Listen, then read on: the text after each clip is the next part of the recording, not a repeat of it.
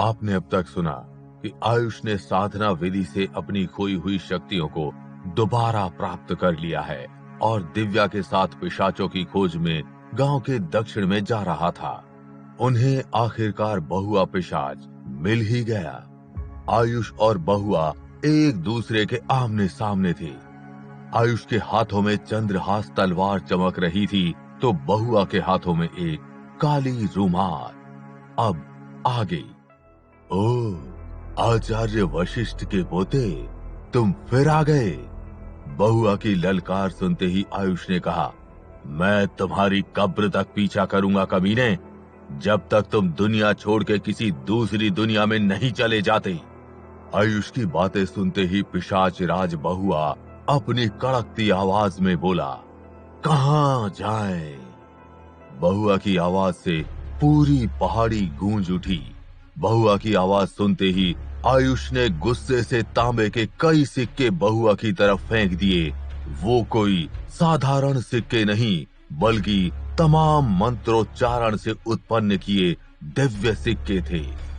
सिक्के फेंकने के बाद आयुष ने अपनी नजरें उठाकर ऊपर देखा तो उसके आश्चर्य का कोई ठिकाना ना रहा। आयुष द्वारा फेंके गए सिक्के बहुआ की तरफ ना जाकर गुफा की छत पर बैठे एक बूढ़े की तरफ जा रहे थे। उस बुजुर्ग के हाथों में एक कपड़ा लपेटा हुआ डंडा था। उसने अपने डंडे की शक्तियों से उन दिव्य सिक्कों को पलक झपकते ही पिघलाकर नष्ट कर दिया। अपने द्वारा फेंके गए सिक्कों की ये दुर्गति देखकर आयुष की आंखें फटी की फटी रह गईं। आयुष को समझ पाता तब तक दिव्या ने दौड़ते हुए उस बूढ़े शख्स को गुफा की छत से धक्का देकर नीचे गिरा दिया। आयुष, तुम बहुआ को संभालो, मैं इसे देखती हूँ, दिव्या ने चिल्लाते हुए आयुष से कहा। छत से गिरते ही बूढ़े शख्स ने चीखते हुए कहा, मुझसे टकराना तुम्हें महंगा पड़ जाएगा दुष्ट लड़की।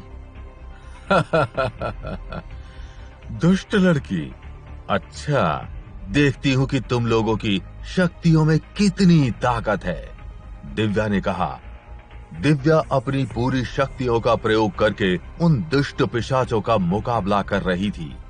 दूसरी तरफ बहुआ आयुष के सामने नाकों चने चबा रहा था। बहुआ की हर शक्तियों का जवाब आयुष उससे बढ़कर दे रहा था। दुष्ट बहुआ ने चीखते हुए कहा, तुम मनुष्य लाख कोशिशें कर लो पिशाचों को मिटाने की, लेकिन पिशाचों की ताकत लगातार बढ़ती रहेगी। बहुआ बोलते बोलते ठहाका लगाकर हंसने लगा।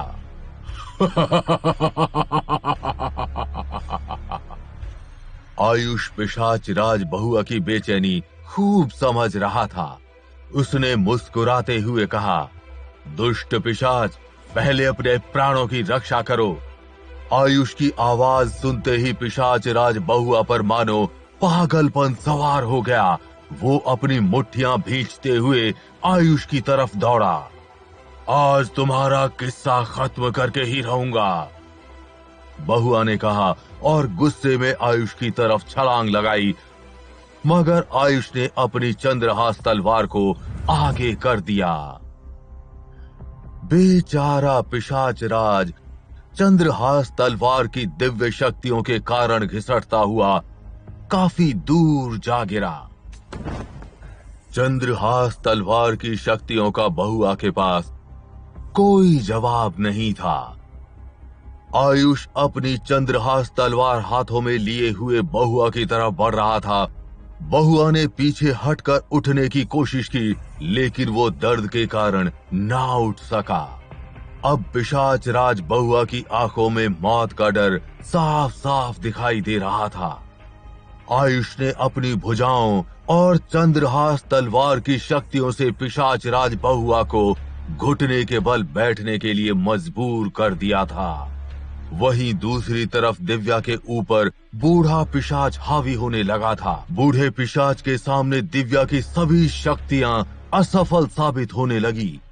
तभी दिव्या गुस्से से चीखते हुए बोली, तुम ही लोगों ने मेरी जिंदगी बर्बाद की है।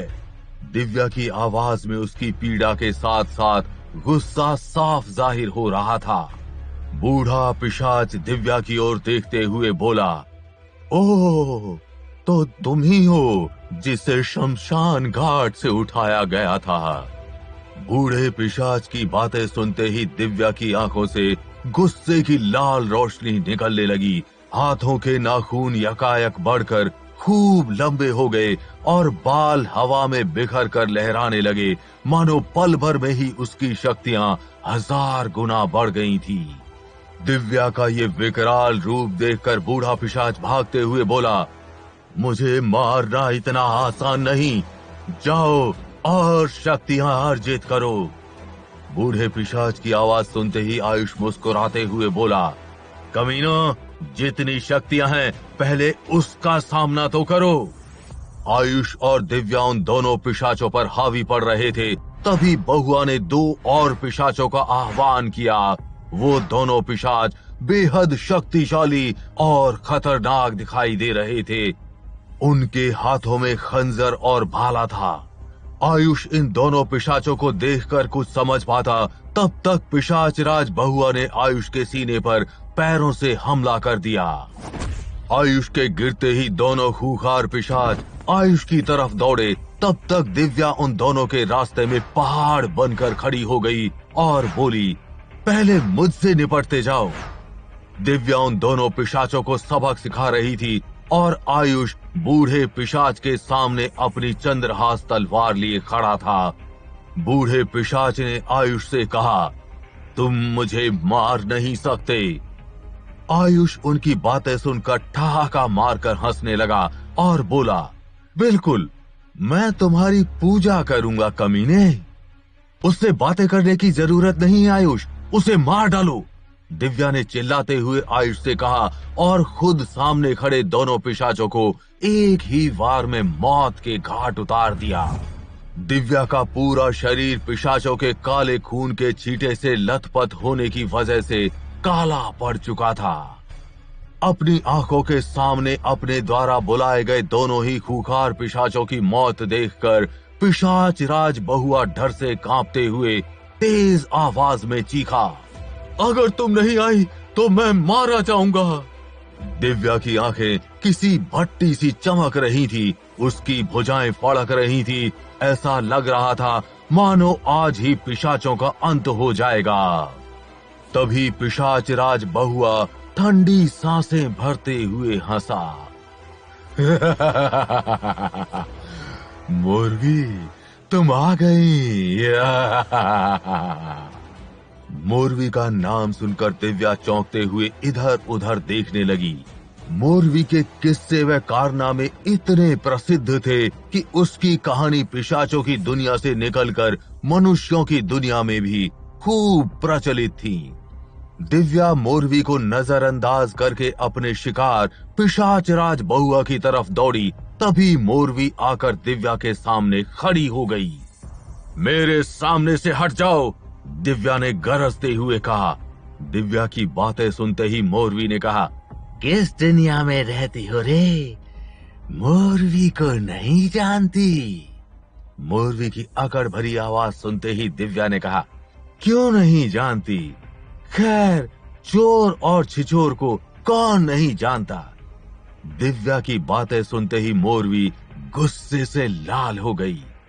आज तुम दोनों की कहानी खत्म करके ही जाऊंगी। मोरवी ने दिव्या को अंगुली दिखाते हुए कहा। दिव्या ने मोरवी को मुस्कुराते हुए जवाब दिया, मोरवी, पिशाचों के लिए रात में देखे गए सपने अशुभ होते हैं। दिव्या की बातें सुनते ही मोरवी भड़क उठी। वो गुस्से से दिव्या पर हमला करने लगी। दिव्या भी अपनी पूरी शक्तियों से मोरवी का सामना कर रही थी। मोरवी की शक्तियों का तोड़ अच्छे अच्छे पिशाचों के पास नहीं था। दिव्या तो अभी अभी पिशाचों की श्रेणी में शामिल हुई थी। मोरवी के सामने दिव्या के एक भी दांव सफल नहीं हो रहे थे। एक पल के लिए ऐसा लगा मानो दिव्या के प्राण अगले ही पल निकल जाएंगे। उधर मोरवी अपनी सफलता देखकर खुशी से झूमने लगी। तभी दिव्या ने मौका पाकर पास में रखे खंजर को उठाकर मोरवी की नाभि में घोंप दिया। दिव्या ने एक नहीं, दो नहीं, तीन नहीं, अनेकों बार उसकी नाभि और पेट पर वार किया। देखते ही देखते मोरवी का विशालकाय शरीर वृक्ष की तरह जमीन पर गिर पड़ा। मोरवी के खून से पूरे जमीन का रंग काला पड़ गया। मोरवी की हालत देखकर पिशाच राज अंधेरे से निकलकर चीखते हुए भागा। मोरवी मारी गई, मोरवी मारी गई। पिशाच राज बहुआ की आवाज सुनते ही आयुष उसकी तरफ देखने लगा। तब तक मौका पाकर बूढ़ा पिशाच भी वहां से भाग खड़ा हुआ। पिशाच राज बहुआ और बूढ़े पिशाच के भागते ही आयुष ने झोपड़ी के अंदर जाकर गांव के लोगों को मुक्त कराया। अंधेरी झोपड़ी से बाहर निकलकर उनके चेहरे खिल उठे थे। बेटा, आज तुम नहीं आते तो हम लोग पिशाचों के शिकार हो गए होते। भगवान तुम्हें खुश रखे। गांव वालों से आशीर्वाद पाकर आयुष का भी चेहरा खुशी से खिल उठा था। गांव वालों को बचाने की जल्दी में मानो आयुष भूल गया कि दिव्या भी साथ है। तभी एक गांव वाले चाचा किशोर ने कहा, भैया भैया, मुझे ऐसा लगा बंसीलाल की बिटिया दिव्या भी तुम्हारे साथ ही थी। गांव वाले चाचा की आवाज सुनते ही आयुष की धड़कनें यकायक बढ़ गई। वो उनके चेहरे को देखता रह गया।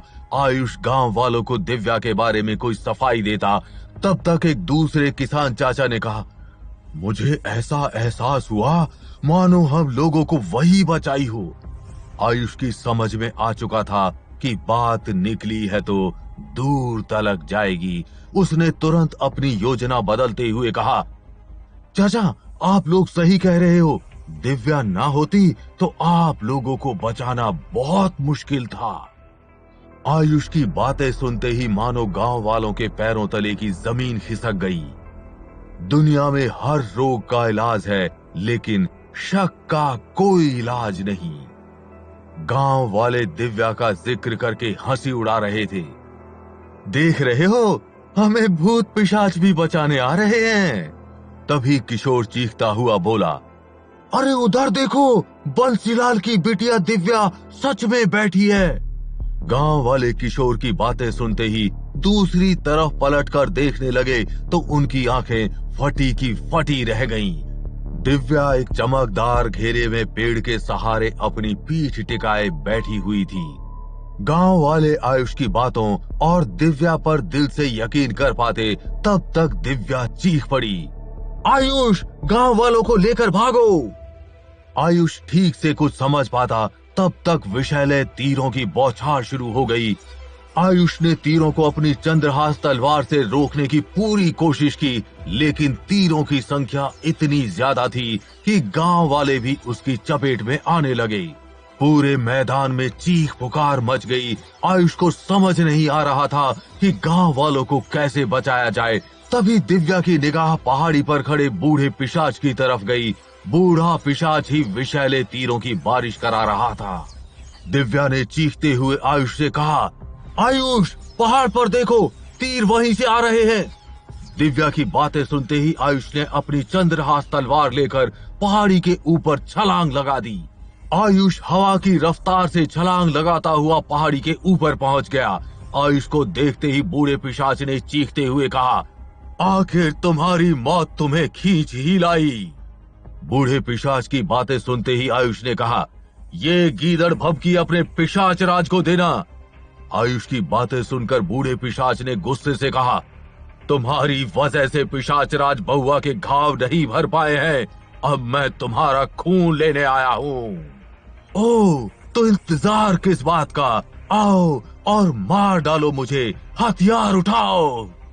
आयुष गुस्से में जैसे ही बूढ़े पिशाच की तरफ लपका, तभी बूढ़ा पिशाच 2 कदम पीछे हट गया। आयुष जमीन पर लड़खड़ाते हुए जा गिरा। बूढ़ा भले ही हूँ, शक्तिहीन नहीं, बूढ़े पिशाच ने ठहाका लगाते हुए कहा।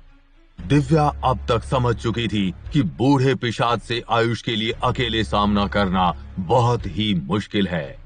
वो बिना देरी किए हुए आयुष की मदद के लिए पहाड़ी पर चढ़ गई। दिव्या को देखते ही बूढ़े पिशाच ने कहा, क्यों, तुम्हें भी इस दुनिया से विदा लेने का इरादा है क्या?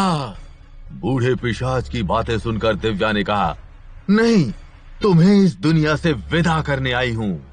दिव्या की बातें सुनकर बूढ़े पिशाच ने कहा, मैं इन चारों गांव वालों को लेकर ही जाऊंगा।